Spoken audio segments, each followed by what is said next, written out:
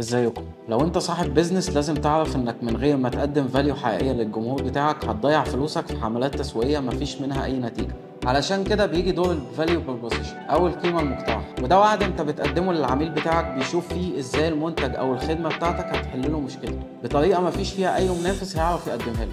ببساطة انك بتخليه يختارك انت بدل اي حد، يستفاد فعليا من التعامل معاك، وده مهم جدا في التسويق عشان يخلي علامتك التجارية متميزة ومقنعة انك دايما افضل اختيار. سنة 2004 دوف قررت تمشي عكس السكة اللي ماشيين فيها شركات التجميل التانية. بدل ما تستخدم موديلز بمعايير جمال مثالية، عرضت بنات حقيقيين من كل الأعمار عشان توصل بيهم مثالا ان الجمال الحقيقي انك تبقى واثق من نفسك وفي راحة في شكلك الطبيعي. الحملة كانت عنوانها الجمال الحقيقي، كان هدفها تغير مفاهيم الجمال. الحملة مش بس كانت بتسوق لمنتجات دوف، لا دي كانت كمان دعوة بتغير بيها نظرة الناس للجمال وبتشجع الناس انها تحب نفسها زي ما هي.